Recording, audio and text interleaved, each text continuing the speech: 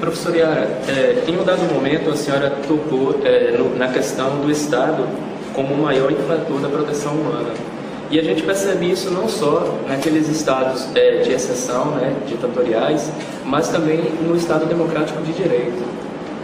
Eu sofro, de certa forma, na pele, porque em 99 eu iniciei uma carreira militar, que era meu grande sonho, e barraram a minha progressão militar. Eu fui excluído do serviço ativo. Acredito que porque eles pesquisaram minha vida retrógrada, eu era militante estudantil desde o início da minha adolescência.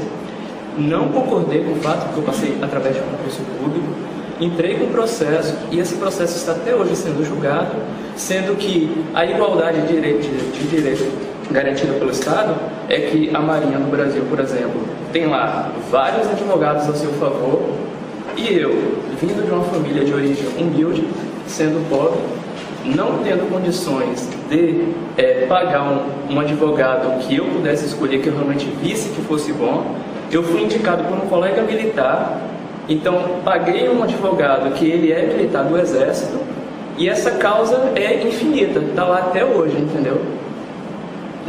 Transitado com ainda não julgado definitivo. Então, uma vez um diplomata inglês, ele veio no Brasil e ele admirou a lei brasileira. Ele se admirou de como a lei brasileira, segundo ele, seria muito boa. Só que, ao meu ver, da minha ótica, ela é muito boa apenas no papel. Sim. E ela é péssima na prática. Eu queria que a senhora comentasse um pouco sobre isso, por favor.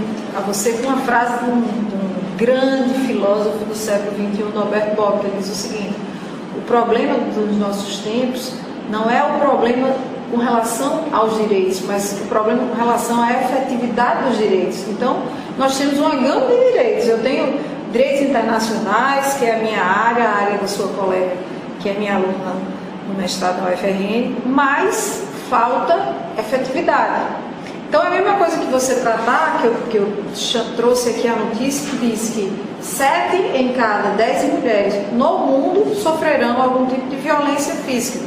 Será que essa violência física decorre da falta de legislação? Não, eu tenho uma legislação totalmente de combate à violência. Eu tenho uma legislação no papel, formalmente, de proteção ao indivíduo, aonde a Constituição Federal, ela inicia os seus artigos dentro dos direitos e garantias fundamentais, e somente no artigo 37 que a gente fala da administração pública. Então, a prioridade máxima do Estado brasileiro em si é a proteção ao indivíduo. Mas proteção ao indivíduo quando eu tenho noticiado que 1 em cada 5 brasileiros sofrerá de algum tipo de violência, onde é que está essa legislação? Então, isso vem a mostrar que a gente tem problemas no mundo jurídico, bem como no mundo social. Eu enxergo que o primeiro ponto que a gente tem é falta de efetividade. Aí, falta de efetividade, falta de implementação. Falta de implementação por parte do Poder Executivo, do Poder Legislativo também e do Poder Judiciário. Falta de efetividade de uma forma mais dura. Com relação ao Poder Judiciário, talvez apenas menos brandas para aqueles que cometem a infração.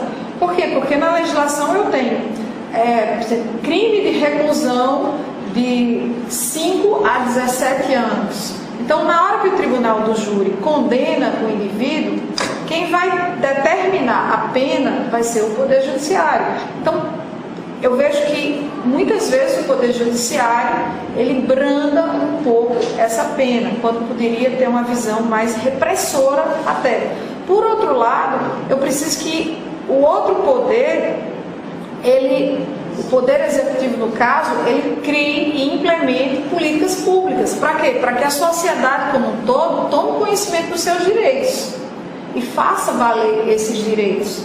Esse é outro ponto. E, por sua vez, o Poder Legislativo também precisa promulgar legislação que venha a dar mais efetividade e seja menos formalista. Formalista no quesito de que eu tenho uma legislação aparentemente muito bonita, mas